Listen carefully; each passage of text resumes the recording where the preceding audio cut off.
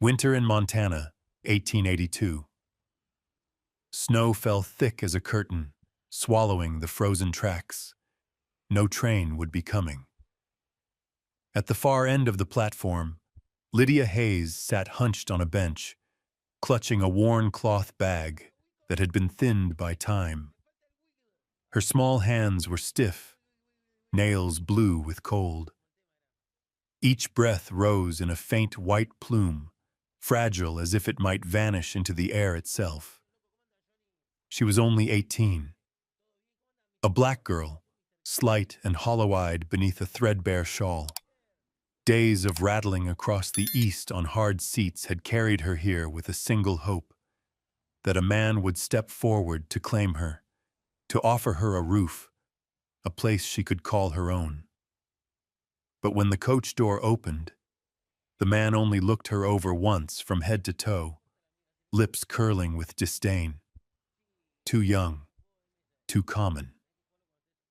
With that, he turned away, leaving Lydia alone in the snow, a stranger in a strange town. On the bench across, a few men had been watching her, their voices slurred with whiskey. "That girl's got nowhere to go. She'll freeze dead before morning." One of them laughed, low and ugly, the sound steeped in liquor. He staggered to his feet and lurched toward her, boots crunching over the crusted ice. Lydia clutched the bag tighter against her chest, heart pounding, throat locked. "Hey, girl. You lost?" he breathed, reeking of whiskey. She shook her head, but no words came. Her hands trembled. For a moment she felt the cold and filth would swallow her whole. "Leave her be." The voice came from behind the drunk, low and steady. The man froze. Lydia lifted her eyes. A broad figure stood there, hat and shoulders dusted in snow. His face was rough-hewn, beard shadowing a jaw weathered by years in the wind. In his arms lay a small child, bundled tight in a wool scarf. Malcolm Boone, widower, a man who kept to himself on the outskirts of town. The steel in his gaze drove the drunk back to his seat with a muttered curse. The others fell silent. Only the wind carried through the station, stripping the stench of whiskey from the air. Malcolm stepped closer. Lydia sat motionless, breath unsteady, eyes wide. He said nothing more. He simply stripped off his heavy coat and set it around her shoulders. The weight of it, warm and solid, pressed back the winter wind. "No one should sit in the snow like this," he said, his voice low, rasped like embers in a dying fire. Before she could answer, he shifted the child in his arms and, without hesitation, set the little girl in Lydia's lap. "Hold her. She's warm." Startled, Lydia stiffened, but the small body leaned into her chest, breath soft and hot against the thin fabric of her dress. She looked down, and the child, Ruth Boone, looked back with clear, unblinking eyes, not crying, not afraid, just watching. And then, in a whisper light as snow itself, "Warm." The word was small, but it cracked something inside Lydia's chest. Her lashes fluttered, her hands closed around the child, as if afraid that letting go would steal away the last warmth she might ever know. Malcolm watched them both. For an instant his eyes softened, though his face held firm. He tugged the coat closer around her shoulders, gave a short nod. "Come on." And in that moment, as snow dusted her tangled curls and Ruth's gaze clung to her face, Lydia Hayes knew her life had turned onto a road she had never imagined. The sleigh ground to a halt on the frozen crust. Lydia lifted her head, breath rising faint and white. Ruth slept against her chest. small arms clinging to the coat's folds. Before them, Boone Ranch came into view, not a grand estate, just a low log cabin under a roof heavy with snow, a thin thread of smoke drifting steady from the chimney. To Lydia, the sight was nothing less than a promise. There was fire inside, warmth inside, and perhaps a place where she might belong. Malcolm climbed down first, swung open the door. His steps were firm, needing no backward glance, yet Lydia knew she was meant to follow. She carried Ruth in her arms, stumbled across the porch boards after him. When the door opened, heat rushed out and stung her eyes. After so many days on the road, at last she stepped into a house, even if it wasn't hers. The cabin was plain to the point of ache. A rough-hewn table pressed against the wall, lonely chairs set about it. The hearth burned red, but shadows still claimed the corners. On a shelf lay chipped cooking pots, blankets folded sharp but worn thin. No woman's touch, no echo of family, only neatness and a chill that lingered. Lydia paused at the threshold, feeling she had crossed into a domain where a man asked nothing from anyone but himself. Malcolm laid Ruth down on the small bed in the main room, tucking the blanket firm. The child stirred, fat hand clutching at the edge of the quilt, as if searching for her mother. Lydia watched, her throat tightening. She didn't know whether to step closer or turn away. "In here." His voice rasped from the hallway. He had opened a narrow door. Lydia followed, finding a cramped space, walls lined with feed sacks, a cot with a threadbare cover. Not fine, but it meant she wouldn't be sleeping in the snow. She nodded, no thanks spoken. Malcolm answered with a single nod of his own, then shut the door. His boots faded down the hall, leaving her alone. She sat on the cot, pulling the blanket high. Her fingers clutched the coat he had draped around her. The wool held the scent of pine pitch, warm and rough, and her eyes pricked hot. That night, she couldn't sleep. Each time she drifted off, she drew the coat tighter, as though afraid it would vanish. Morning brought strange sounds. Lydia cracked the door, stepping softly into the hall. The cabin stood brighter in the pale sun streaming through the window. The kitchen was small, the table bare. On a chair, Ruth sat swinging her legs, hands busy with a slice of bread smeared with red jam. Her little coat hung damp over the backrest, still wet from the snow. Lydia stood watching, then moved without thinking. She found a basin, poured warm water from the kettle, dampened a cloth, and gently wiped the child's sticky hands. Ruth didn't resist, only stared with wide eyes. That gaze gave Lydia pause, yet it drew a faint, hesitant smile to her lips. She turned next to the hearth, gathered the tiny sweaters that hung drying and folded them one by one. Her hands shook, clumsy in the task, but she pressed each crease with a kind of reverence. To her, those small garments were proof of something she had never known, the shape of a family. The door banged open. Cold swept in. Malcolm entered from the barn, shoulders dusted white, boots thudding on the floorboards. He halted in the doorway. Before him, Ruth with a soft laugh, and Lydia, curls unruly, head bent as she folded the child's clothes with hands thin but careful. His eyes lingered longer than he meant. For a fleeting moment he saw what he thought forever gone. A house alive not only with fire, but with presence. He swallowed, set his hat on the table, and came inside. Lydia looked up and caught his gaze. She startled, lowered her eyes, bent again over the pile. Malcolm turned away, poured coffee, said nothing. Yet something in the room had shifted.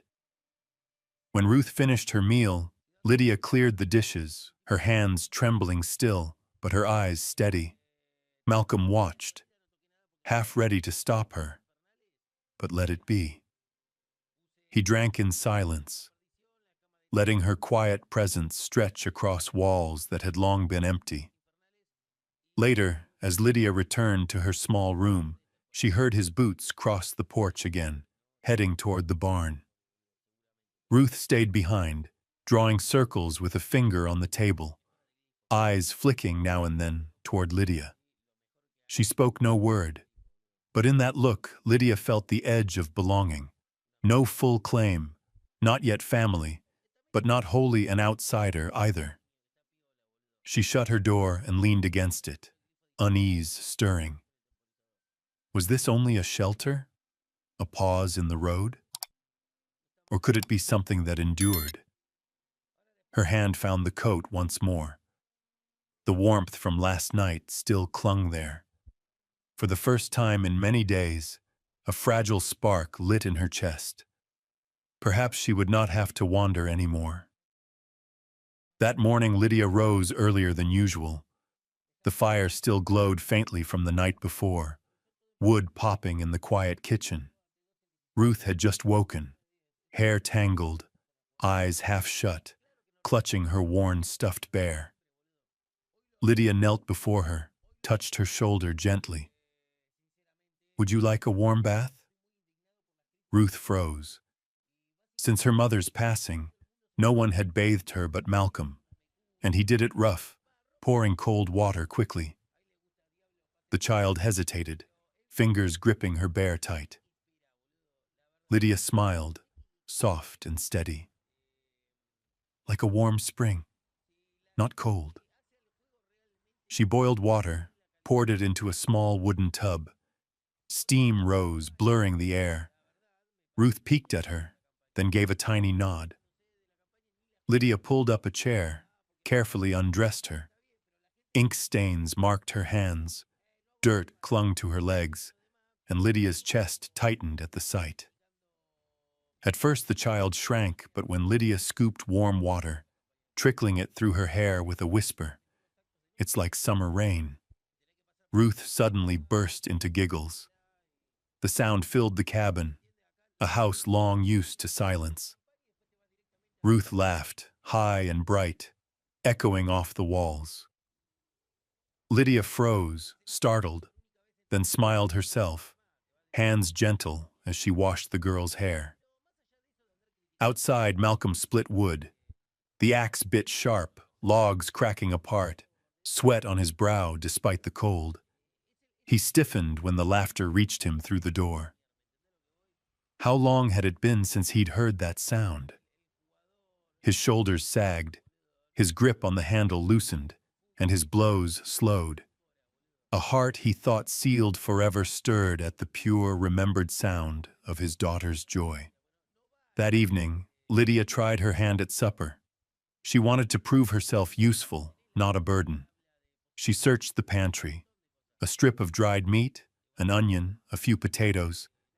Vaguely recalling a recipe her mother once made, she lit the fire and dropped the meat into the pot. But the flame was too strong, and she forgot the water. When Malcolm stepped in, smoke rolled thick, meat blackened in the iron pot. His voice cut cold.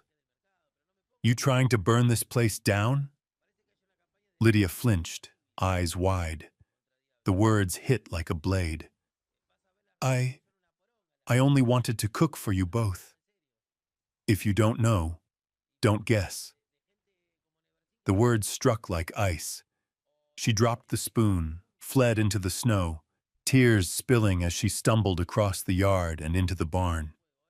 The air stank of hay and horse sweat, but at least no eyes followed her there. She sank to the straw, hugging her knees, sobbing. Every effort to carve a place here had turned to ashes. After a time, the barn door creaked open.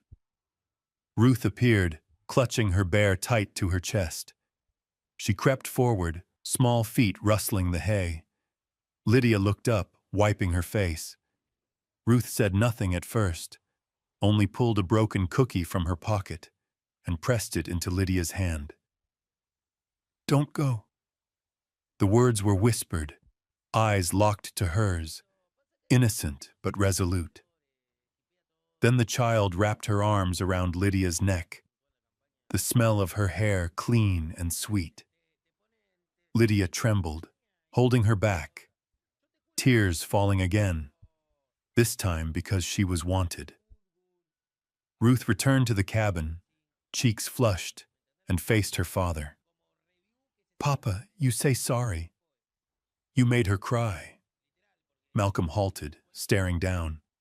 He wasn't used to being challenged, least of all by a child of 5, but the look in her eyes robbed him of any defense. For the first time he realized not only Lydia had been wounded, his daughter had felt it too. That night Lydia stayed in the barn, exhaustion pulling her into sleep on the straw. Malcolm came later, meaning to offer some clumsy apology. But what he found stopped him still. The frail girl curled in the hay, clutching the broken cookie in her hand, tear-streaked face now calm under the shaft of moonlight. Without a word, he bent down and lifted her. She stirred, startled awake, cheeks burning at finding herself in his arms. "Put me down. I can walk." Her voice trembled, but Malcolm didn't slow. His stride was firm across the snow, straight back into the cabin. Lydia pressed her face into his chest, heart racing. He laid her on the small bed, drew the blanket over her. For a long moment he stood, eyes resting on her tear-stained face. "I spoke too harsh. I'm sorry." Lydia stared, caught off guard, then turned her face aside, pulse quick and loud in her ears. Silence filled the room, broken only by the awkward rhythm of their breathing. Malcolm gave a slight nod and turned away. As the door closed behind him, Lydia's eyes followed the broad shoulders swallowed in shadow. She clutched the blanket tighter, cheeks flushed. Embarrassed, yet deep within, something had shifted.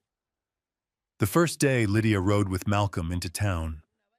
The sun was sharp, though snow still lined the roadside. They sat in the sleigh, Ruth wedged between, her small hands gripping her father's coat. Lydia leaned slightly aside, fingers holding the frayed hem of her old dress. She tried to sit straight, eyes lowered, heart hammering as the line of wooden buildings rose ahead. Hooves struck the frozen ground like drumbeats, announcing their arrival into the world of watching eyes. Just as she feared, Saddle Creek met her with a chill colder than any winter wind. The blacksmiths out front stopped talking, eyes following each turn of the sleigh. At the general store, women weighing sugar paused, their gazes fixed on the black girl riding beside Malcolm Boone. A dry laugh rang behind her, followed by a voice pitched to reach her ears. "Mail order misfit!" Another voice chimed in, mocking. Used goods, most likely. Heat rushed to Lydia's cheeks. Not shame, but a muted ache. She bit back tears, bowing her head. In front of the bakery, a woman held her young son's hand. When Lydia passed, the boy lifted his palm in greeting. His mother yanked him back, eyes sharp as if warding off some contagion. Lydia bit her lip until it bled. She said nothing. Malcolm's face hardened beside her, hands clenched on the reins until his knuckles whitened. He spoke no word, did not look her way, only urged the horse faster. When they cleared the town, Lydia lifted her head, drew a long breath.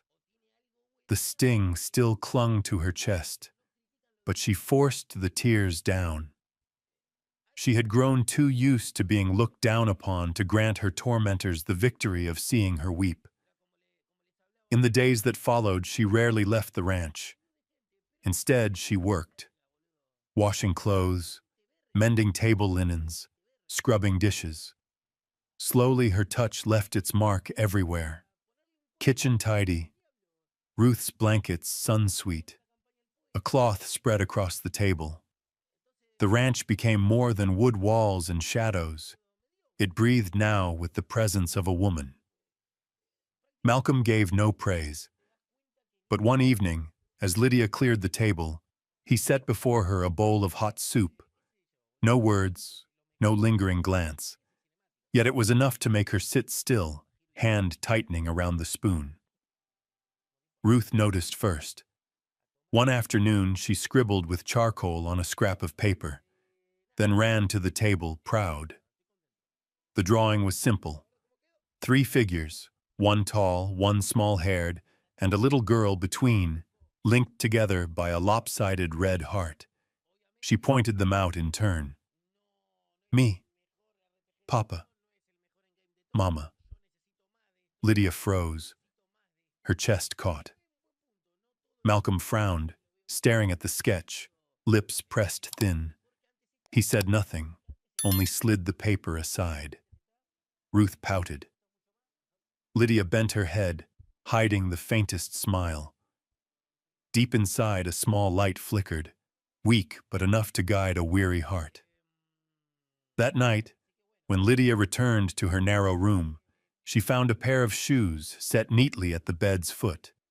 Not new, but cleaned, laces replaced, soles patched with thick cloth. Clipped. To the toe was a scrap of paper. The words scrawled plain but firm. A sturdy pair of shoes will carry you to where you belong. She sat down, lifted them into her hands. Tears rose, unstoppable this time. Pressing the note to her chest, she whispered as though making a vow. Perhaps. At last I've found the road. Out in the hall, Malcolm stood silent in the dark, his hands still carrying the smell of polish. He did not knock, did not speak. He only turned away, heart unsettled. He was not used to opening, not used to trusting. Yet in his daughter's eyes, and in the young woman's presence, he began to see what he had long believed gone. A home. Late in the day, Malcolm took Lydia and Ruth into town for a few supplies. The main road lay under a thin sheet of ice, the sleigh runners screeching beneath the early moon. Outside the feed store, a man stumbled out, face flushed with drink, laughter cutting through the cold. "Malcolm Boone!"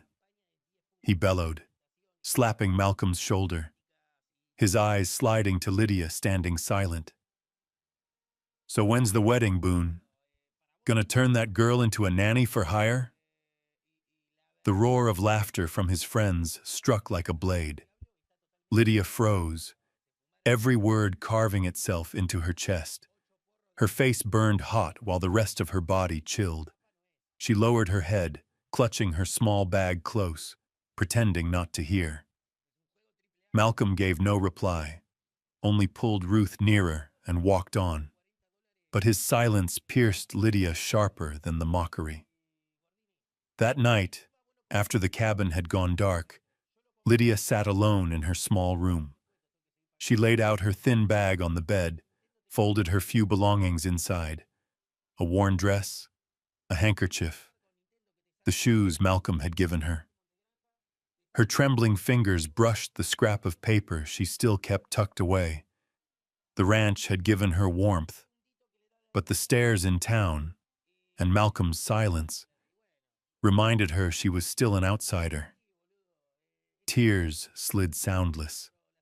She tied the bag, pulled on her cloak, and slipped into the night. The wind howled, snow slashing her face. Lydia tightened the scarf at her throat and pressed forward through the storm. Each step sank deep, as if the weight in her chest pressed her down. Behind her came hoofbeats, fast and urgent. Malcolm had discovered her absence. He urged his horse hard into the storm. "Lydia!" he called, voice ragged against the wind. She turned, tears blurring her sight.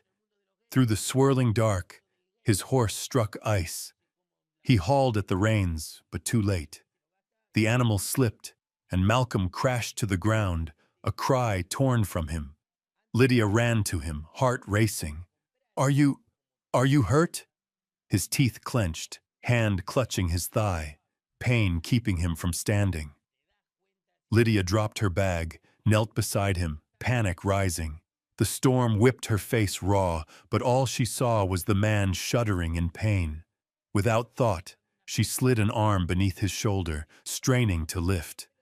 He outweighed her twice over, his heavy frame dragging her down. Yet she set her jaw, forcing each step forward, dragging him through the storm toward the cabin.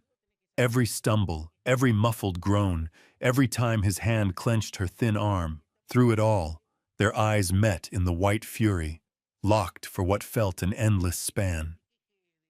When the cabin door closed behind them, firelight wrapped them both again.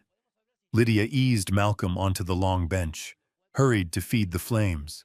Her hands shook but held steady as she tugged off his frozen boots and cleaned the wound at his thigh. Malcolm sat silent, his gaze fixed on the bent figure before him, hair damp with snow, face pale but determined. At last, his voice broke through, rough with strain. "You brought laughter back to this house." Lydia's head snapped up. His eyes met hers, unflinching. In the cold moonlight spilling through the window, she saw something there she had never glimpsed before. Something raw, urgent, unhidden. Her heart stuttered, hand gripping the edge of her scarf. She could not find words, only gave a small nod, lowering her head. But in that nod lay an answer. In the days that followed, Malcolm could not yet walk without help. Lydia stayed close, steadying him step by step, from bed to hearth, from porch to barn. At first her hand barely brushed his arm, but slowly her grip grew firmer, his weight leaning heavier. Once, when he faltered too far, she caught him, and his whole frame fell against her. In that instant their eyes locked. Close enough she felt the rush of his breath. Close enough he saw the flush rise across her cheeks. They pulled apart quickly, embarrassed into silence. Yet from then on, every touch lingered longer, every glance held something more, fragile but warm. Ruth saw it before they did. She skipped around them one morning, clapping her hands. "Papa's walking now, thanks to Mama." Malcolm started to correct her, but when his eyes met Lydia's, he only stayed quiet. For the first time, silence did not cut. It brimmed with acknowledgement. One evening, Lydia sat by the fire with a needle and thread. Malcolm rested in the long chair, his legs still bound. He watched her, flamelight flickering in his eyes. She looked up, caught his gaze, and her heart faltered. They both turned away at once, shy, awkward. But within that awkwardness something had shifted, steady as stone. Outside, the wind still raged across the land. Inside, Boone Ranch was no longer cold. It held sighs, the clink of spoons, the uneven thud of steps, and the faint, trembling rhythm of hearts. Lydia no longer wished to leave. Days passed, and the wound in Malcolm's thigh eased. He could walk now, slow and stiff, without Lydia at his side. Yet the habit had formed. Each night, once Ruth had drifted to sleep, Lydia prepared warm water, clean cloth, and knelt beside him to change the bandage. Her hands, once awkward, had grown sure, so gentle that at times Malcolm forgot the pain altogether. That evening, the cabin lay quieter than most. The wind screamed outside, but within only firelight burned against the log walls, the wood snapping softly in the hearth. Malcolm sat on the long chair, trousers pulled above the knee, while Lydia bent before him, slender hands pressing fresh linen to the wound. Her curls tumbled forward, brushing against his knee. Malcolm watched, his heart faltering in its rhythm. When she reached to tie the cloth, his hand closed over hers. Firm, but not rough. Lydia's head jerked up, wide eyes catching the fire's reflection. Malcolm leaned closer, voice low, drawn deep from his chest. "I will never bring you pain." Her hands trembled. 5 plain words, yet they shattered the walls she had built around her heart. No one had ever said such a thing. No one had ever counted her safety as something sacred. Tears welled and fell, burning against her cheeks in the cold night. She would have turned away, but Malcolm's hand held steady, his eyes fixed on hers. Silence pressed heavy, broken only by the hammer of her pulse. She swallowed, gave a small nod, a quiet answer. Malcolm released her hand, but the distance between them had already changed forever. Just then, light footsteps padded from the bedroom. Ruth shuffled out, clutching her threadbare bear, eyes heavy with sleep. She blinked at them, then walked forward and held the toy out to Lydia. "It's Mama's now." Lydia froze, tears still wet on her face. Her hands shook as she accepted the ragged toy, its fabric worn with years. To Ruth, it was the most precious thing she had, the one she had never parted with since her mother's passing. Lydia's throat closed. She pulled the child into her arms, the bear pressed between them. Malcolm stood watching, silent. Yet his gaze softened. He had just witnessed a rite needing no words. Ruth had given Lydia her place in this house. Night sank deeper. Ruth slept again, arms wrapped around a quilt in place of the bear. In the main room, the fire still glowed, casting long shadows across 2 figures. Lydia sat on the bench, the bear in her lap, eyes swollen from tears. Malcolm sat across from her, quiet. The air hung heavy, not with distance but with something waiting to break open. He rose, each step deliberate until he stood before her. Lydia clutched the bear, heart pounding. He sat beside her, so near she felt the warmth of his breath. His hand brushed lightly over the back of hers, tentative, as if afraid to shatter something fragile. "Lydia." She looked up. Their eyes met. No defenses, no evasion. Only 2 souls, long burdened with loneliness, finding a place to rest. Malcolm raised his hand, thumb brushing the damp from her cheek. Lydia's lashes fluttered, but she did not turn away. The moment drew them together. Their first kiss was slow, hesitant, as though rushing might break the spell. Breath mingled, wood smoke and fire clung around them. No blaze of passion, no fevered claim. Only 2 people, once left behind, now choosing each other. Malcolm folded her into his chest, arms solid yet tender. Lydia leaned in fully, letting tears flow free. For the first time she wept not from pain, but because she was loved as a woman, wholly and truly. That night, they belonged to one another. In the glow of the fire, not hurried, not desperate, but in a simple declaration.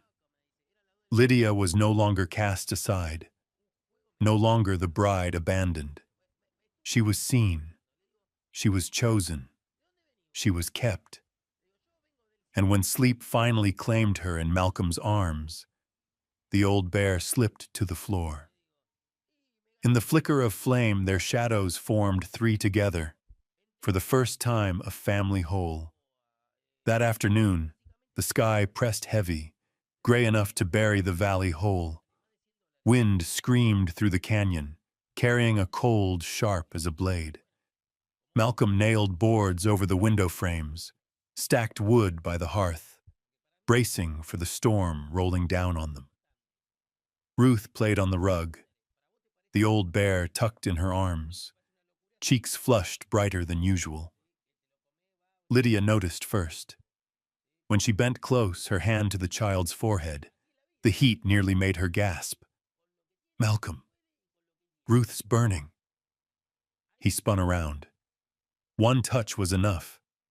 The fever burned through her daughter's small frame. His usual calm vanished. He strode the room like a caged animal, fists clenching, eyes wide with panic. I have to reach Dr. Rigsby. You can't! Lydia cut him off. Look at that wind. The road's already gone. You wouldn't get across the ice river alive. Malcolm froze. He had faced wolves, braved winters that near broke him, but never had he felt as helpless as now. His lips moved, words failing, as he stared at his daughter gasping in Lydia's arms. Then, what do we do?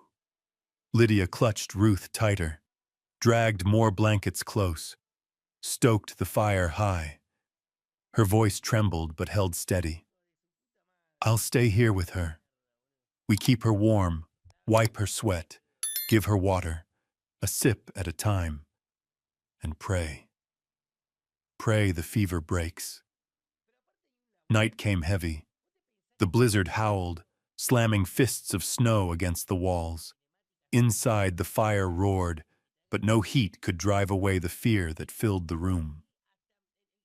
Lydia sat in the rocker, Ruth wrapped against her chest. She pressed warm cloths to the girl's brow, wrung them out, laid them again, tireless. At times Ruth whimpered, lashes trembling. Lydia bent close, whispering old lullabies her mother once sang. Words she had never shared with another. For the first time in her life, she prayed not for herself, not for deliverance. Every breath, every tear, every plea was poured into the fragile life blazing in her arms. Malcolm stood at the kitchen's edge, staring. He paced like a beast cornered, calloused hands twisted until the skin split. Sometimes he left to fetch more wood, to swing the axe, if only to escape the sight of his own helplessness. Yet each time he returned, Lydia was still there, hair tangled, eyes hollow with weariness, but hands steady, voice quivering yet unbroken. Near midnight, the fever climbed higher. Ruth shivered in delirium, sweat pouring, breath ragged. Lydia was near collapse, eyes raw, hands shaking too much to wring another cloth. Malcolm stepped forward, ready to take her place, but Lydia shook her head, clutching the child. Let me. She needs me. 4 words, nothing more, but they stopped him cold. She needs me. No one had spoken such words of Ruth since the day her mother died. He sat down opposite, watching long and hard, as if for the first time believing that Lydia had not entered this house out of pity, but out of love. Outside, the storm shrieked, the valley drowned in white. But in the cabin, only the fire's glow remained, and the whispered prayers of a woman begging life for a child not her own. Toward dawn, the fever broke. Ruth stirred, eyes fluttering open, weary but clear. Lydia choked, clutching her close, tears falling onto the child's damp brow. The girl blinked, lips parting in a faint breath. Mama.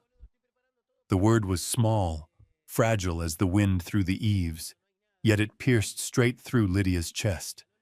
She shook, holding the child so tight she could scarcely breathe. Malcolm stood frozen in the doorway, hand gripping the frame until his knuckles blanched. His breath caught, eyes locked on the sight before him. Mama.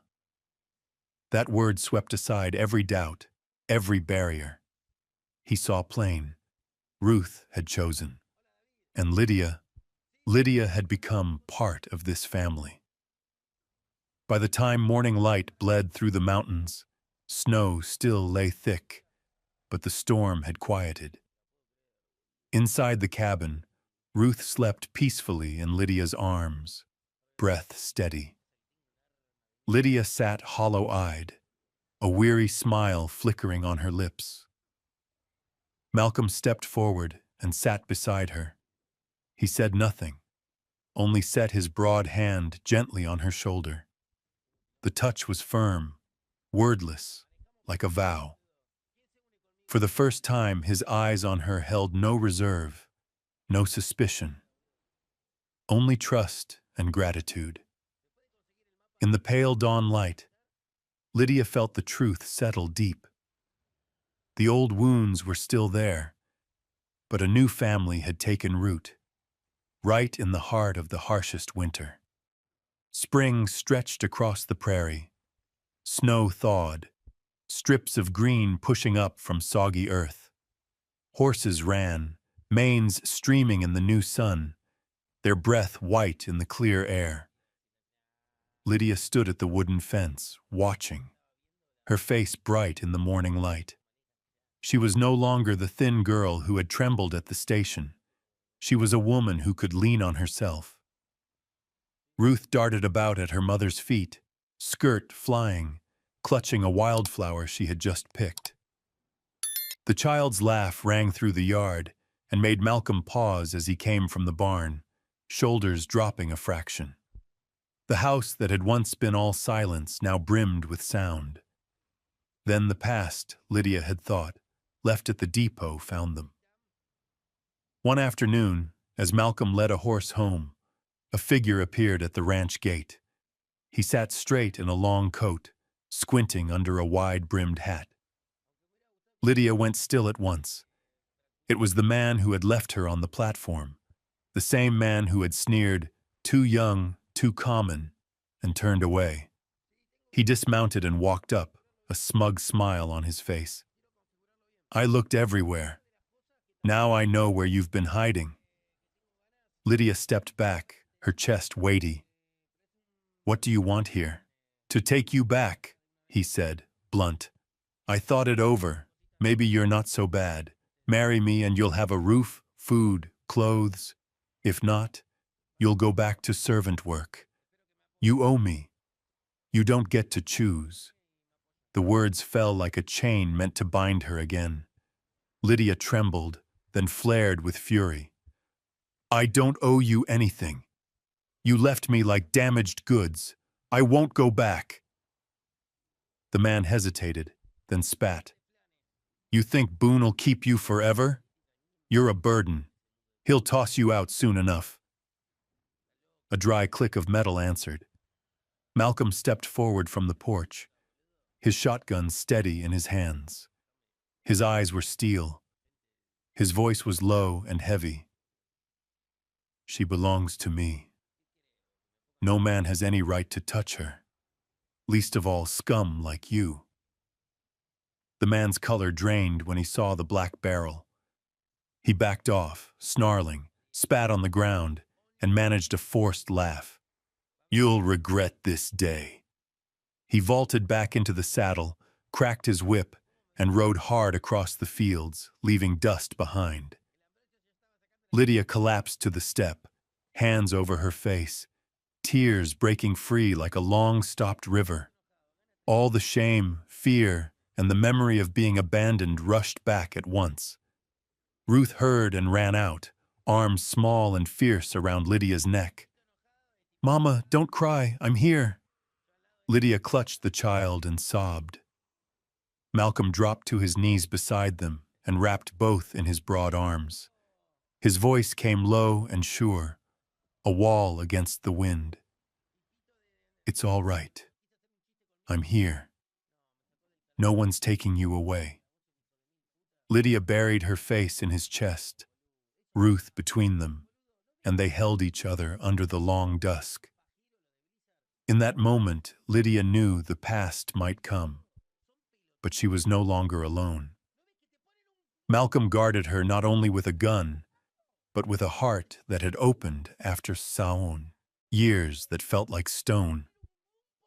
Night fell, and the hearth flamed in the cabin. Lydia mended the skirt's torn hem while Ruth slept across her lap. Malcolm sat opposite, watching without a word. The small squeeze he gave her hand as he passed the cup said it all. You belong here. In that quiet, Lydia heard her own heart. No more shrinking, no more doubt. Only a quiet faith that this time she had truly been chosen and would never be left again. May lay golden light across the prairie. Fresh grass stretched far and wide. Barley swayed like waves under the wind. Horses ran full tilt, dust rising bright as mist in the morning sun. Boone Ranch no longer bore the somber air it had when Lydia first set foot there. Now it pulsed with Ruth's laughter, the smell of fresh bread, and the steady presence of a black woman moving through every room. The gossip about Lydia had once spread through Saddle Creek. Mail-order misfit, cast off. But time turned whispers into something else. One morning, Mrs. Whitaker, the blacksmith's wife, came to the ranch, coughing deep, hand pressed to her chest. Lydia remembered the remedies her mother had taught her, brewed ginger tea with honey and a sprig of dried mint. The woman's cough eased. The next day she returned, bringing warm bread and a few potatoes in thanks. After that, others began to come. A child with a cold, an old man with aching joints, a young girl hoping to learn enough letters to write her brother at war. Lydia listened, patient, offering whatever she knew slowly. The stares of contempt in town shifted. Heads began to nod. Soft greetings replaced silence. One Sunday afternoon, Malcolm took Lydia and Ruth to the small church at the center of Saddle Creek. The wooden doors opened, candle smoke hanging inside. Lydia tightened her grip on Ruth's hand as she entered, memory sharp and bitter. Days when townsfolk had pulled their children away from her as if she were a stain. But this time, no one did. A few women glanced back, then nodded. Mrs. Whitaker smiled, made room on the pew. Lydia sat down, heart racing, hardly able to believe what she saw. When service ended, Ruth bounded out into the yard. She seized Lydia's hand, then called out clear across the crowd, "Mama, lift me up!" The air went still. People turned. Lydia froze, face burning, bracing for the familiar wave of laughter and scorn. It never came. Instead, the pastor chuckled softly. "Sweet little thing." Others nodded, even smiled. Lydia lifted her eyes in wonder, and when she looked to Malcolm, he did not correct Ruth, did not flinch. He simply set his rough hand on Lydia's back, steady, calm. In that moment, her chest swelled. For the first time, she no longer felt the weight of being an outsider. In the weeks that followed, Lydia wove herself deeper into the life of the town. She brought cakes to the market fair, handed them to children racing by. She taught a few girls to sign their names, to read scraps of scripture. When the first summer storm swept through, she welcomed neighbors beneath the Boone porch, poured them hot tea. Malcolm said little, but he saw it all. Eyes that once slid away now softened. Lips that once whispered now greeted her plain. And every time Ruth skipped at her side, shouting "Mama," as if to stake a claim before the world. One evening, Lydia sat under the oil lamp, sewing a dress for Ruth. Malcolm came in from the fields, dust and sweat clinging to his shirt. He paused in the doorway, watching. Ruth lay across Lydia's lap, breathing deep in sleep, lips still murmuring "Mama." Lydia looked up, caught his gaze. No words passed between them. Silence was enough. They had traveled farther than either had once dared believe. That night she stepped onto the porch. The prairie lay bathed in moonlight, wind cool across her face. She set her hand on the railing, filled with a feeling she had never known. Acceptance. Not only from one man, but from a town that had once turned away. Malcolm joined her, without gun or heavy coat. He stood close, shoulders brushing hers. He didn't look at her when he spoke. "They see you now for who you are." Lydia smiled, eyes bright with tears. "And you never denied me." Malcolm turned, his large hand folding over hers. Moonlight washed them both, bearing witness to a vow unspoken. They had become a true family, before their own hearts and before the town's watching eyes. Mornings at Boone Ranch no longer carried the hard silence of grief. As the sun broke over the ridges, Ruth's laughter rang across the yard.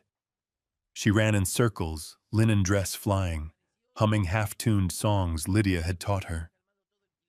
The childish voice, mixing with the crow of roosters and the thud of laundry on the washboard, turned a house once smothered by mourning into a true home. In the kitchen, Lydia knelt by the wooden tub, hands steady as she scrubbed clothes. The water was biting cold, yet her heart warmed strangely with each stroke. Every time she lifted her head, she caught the wide-eyed gaze of the little girl watching her.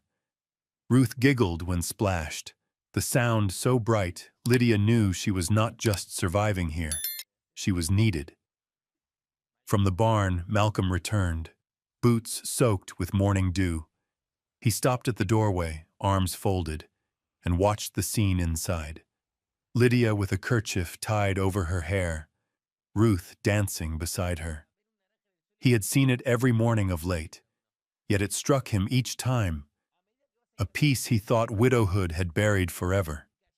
He stepped in, set the saddle down, came closer. Without a word, he placed his rough hand lightly against Lydia's back. The touch was fleeting, yet enough to make her glance up, cheeks burning. Malcolm lowered his gaze, voice rough and low. "I came back." It was no grand promise, only a whisper. But for Lydia, such touches were worth more than gold. They said simply that he wanted to return to her, day after day. At noon they gathered at the wooden table. Lydia ladled soup, Ruth chattered about catching a butterfly in the yard. Malcolm listened, mouth hinting a smile. Once he reached over, dropped another piece of potato into Lydia's bowl, then leaned back as though nothing had happened. Small gestures. Yet to Lydia they carried weight. Proof that she had a place at his table, and in his heart. On the floor, Ruth sprawled with a scrap of charcoal, sketching 3 figures beneath a roof with a red heart drawn over all. She waved it proudly. "This is our family." Malcolm did not correct her. He did not frown. He only laid a hand on the child's head, eyes lifting briefly to Lydia, silent in his acceptance. By dusk, Lydia sat on the porch steps, mending clothes while the prairie glowed in sunset. Ruth rested against her lap, eyes drifting closed to the sound of Lydia's soft lullaby. Songs once buried in memory rose again, not for her own comfort, but as a sign she belonged here. Malcolm walked in from the fields, shoulders dusted, face darkened by sun.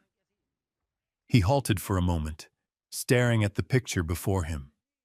2 shadows cast long across the boards, fused into the orange of evening.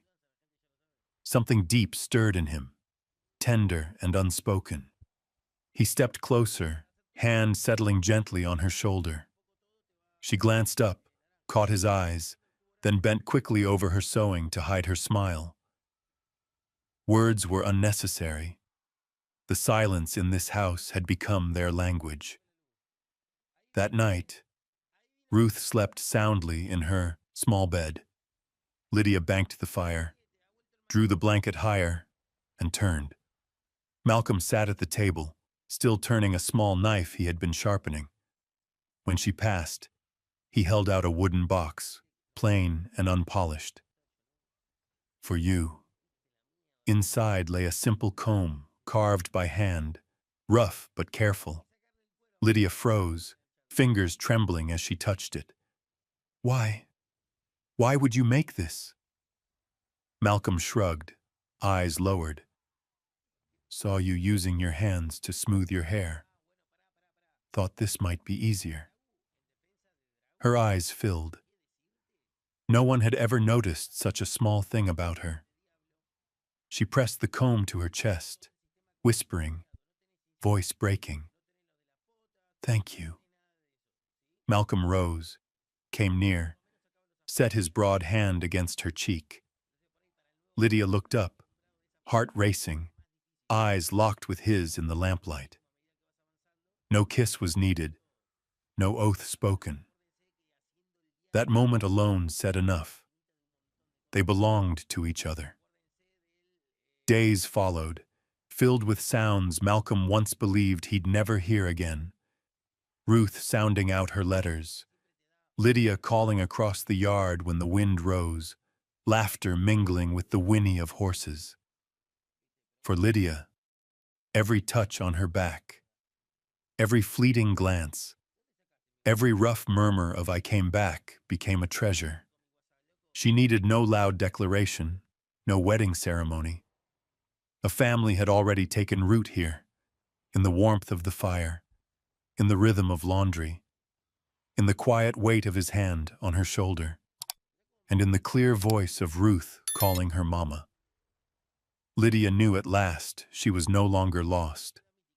She had found her home, and a love as steady as the Montana earth itself.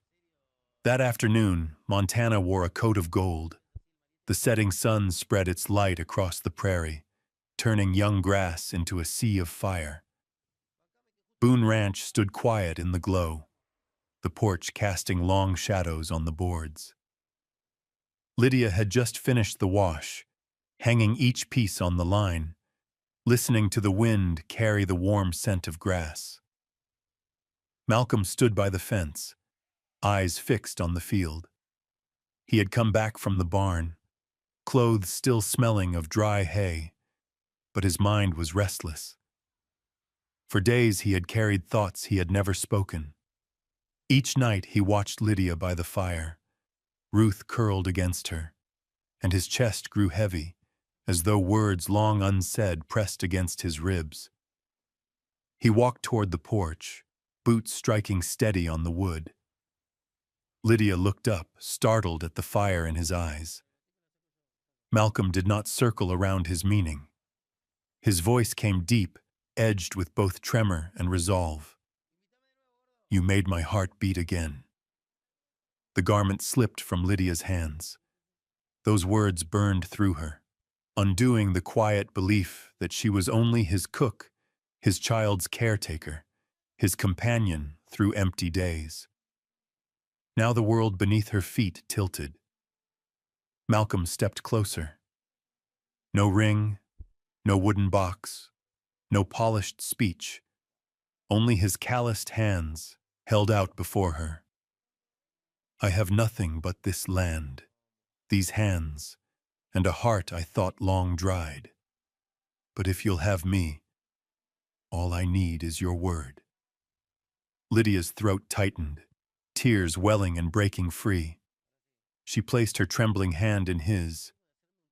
I waited for someone to choose me, not out of need, but out of want. And now, I have been chosen. The words broke into sobs. She buried her face against his chest, shoulders shaking. Malcolm wrapped her tight, arms like ramparts around the woman once scorned, now the center of his life. The last of the sunlight poured over them, two shadows bound together on the worn boards. For the first time, Malcolm was no longer alone, and Lydia was no longer the girl abandoned at the station. Two souls, once wandering, had found each other. Suddenly, Ruth darted out of the doorway, clutching her ragged bear. She shouted with glee, "Papa! Mama!" then threw herself into their embrace. She vanished between Malcolm's broad arms and Lydia's tender hold, her innocent smile a blessing spoken without words. Malcolm bent low, holding them both. His voice, rough with feeling, rumbled near Lydia's ear. "From this day, we are a family. No papers, no wedding bands, only a vow not to leave." Lydia lifted her tear-streaked face, smiling through the ache of her throat, the golden light glinting off her tears. That night, when Ruth had gone to sleep, Lydia stepped out to the porch beneath the thin new moon. Malcolm leaned against a post, staring at the dark fields. She came beside him, wordless, laying her hand over his gnarled fingers laced firmly with hers. No more words were needed. The porch, the hearth, the fields, all had become theirs. She rested her head on his shoulder, listening to her heart strike steady, no longer faltering. For the first time, she felt not just allowed to stay, but openly claimed. Nothing, no one could take that moment from her. In Montana's quiet night, a family was truly made whole. Summer laid its green mantle over Boone Ranch. The prairie rolled like waves, wildflowers lifting their heads along the fence. Lydia set a vase of purple and yellow blossoms on the porch, her hands moving quick as she hummed under her breath. Ruth ran barefoot through the yard, clutching her ragged bear, her laughter carrying far on the wind. Every day the sounds wove together, the thud of the wash paddle, the smell of bread in the oven, Ruth's halting lessons with her letters. The ranch, once filled only with wind and lonely footsteps, now sang like a household alive. Travelers passing by often paused, tilted their heads and smiled. No more cold stares, no more cruel words. Malcolm watched from the porch as Lydia bent to straighten the flower bed. He stepped forward, placed his rough palm against her back, and whispered low, like the wind brushing her ear, "You're the reason this place is called home." Lydia turned, her eyes glistening. She didn't answer in words, only with a quiet smile. Deep inside, she knew. The station had once been a place of frost and fear, but Boone Ranch had given back warmth enough to cover it all. That afternoon, Ruth crouched on the wooden floor with a stick of chalk. She drew 3 figures, tall, small, and a little girl in between, all joined by a bright red heart. Lydia gathered her close. Malcolm came to look, nodded once and said nothing, but pride was plain in his gaze. In the kitchen, Lydia folded blankets, mended clothes, and let her humming seep into every corner. Malcolm grew used to the thought of someone waiting when he came back. Each morning before leaving for the fields, he set his calloused hand lightly, firmly on her back. "I'll be back." Few words, yet Lydia kept them like treasure. She needed no flowers, no promises spun with gold. Knowing he chose to return each day was enough. One evening when the work was done, they sat on the porch together. Montana's breeze was cool, the sky crowded with stars spilling light like grains of salt. Ruth curled in Lydia's lap, yawning, bare tucked against her chest. Malcolm draped a wool blanket over mother and child, then settled beside them. No talk was needed. Only the chirp of insects, the sweep of wind over grass, and the steady pulse of quiet hearts. Lydia leaned her head on his shoulder, her hair brushing his shirt. Ruth stirred, murmuring in her sleep, "Papa, Mama." Malcolm smiled and drew them both into his chest. Lydia closed her eyes, and the tears slipped free, not from sorrow, but from joy. That night, they knew family did not require ceremony, nor rings, nor signatures on paper. What they held was greater, the daily choosing. Malcolm chose to set aside his loneliness and open his chest again. Lydia chose to remain, not to flee. Ruth chose to trust, to give a stranger the most sacred name, Mama. And they would go on choosing, day after day. When the wind stilled, a shooting star scored the Montana sky. Malcolm squeezed Lydia's hand and whispered, "We're home." She nodded, her eyes shining bright as the heavens themselves. Boone Ranch, once a place of shadow, now stood as a true home, where old wounds had softened into peace, where three broken hearts found each other and fitted together as one family. They stayed on the porch until Ruth drifted deep into dreams. The fire in the hearth had burned low, yet warmth no longer depended on wood. It burned inside their chests. Perhaps, after all the storms, what remains is not the scar nor the loss, but the home one chooses. Lydia had once been abandoned at a frozen station. Malcolm had once lived in solitude like ashes. Ruth had once carried silence where her mother's voice should have been. Yet here they were, bound by no ring, no proclamation, only by gestures small, glances soft, and a whispered vow. "I'll be back." That is what makes a house a home, not timber nor stone, but the love people choose to lay upon one another each day. Boone Ranch, once bleak and empty, had become a hearth, where a child's laughter rang, where a woman once rejected now stood at the center of affection, and where a man once hardened by grief had found the courage to open his heart again. And perhaps you, who have lived through many seasons, see yourself in this tale. Perhaps you have known what it is to be left behind, to be scorned, to believe there would be no second chance. Or perhaps you've learned a truth plain as day. Happiness is never late. It comes in a hand pressed lightly to your back, in a sudden mama, in a grip that holds tight beneath a sky full of stars. If this story has touched you, share with us which moment stirred you most. Was it when Lydia was wrapped in a coat against the winter night? When Ruth's laughter broke loose in the washtub? Or when Malcolm offered his scarred hands in place of a ring? We would be honored to hear your truth, for it is your voices that keep the fire of these Wild West love stories burning bright.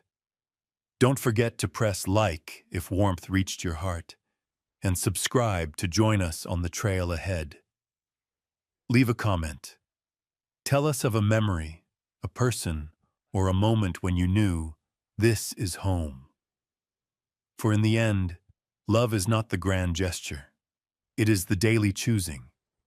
And I believe every heart, though once broken, can still find its true home.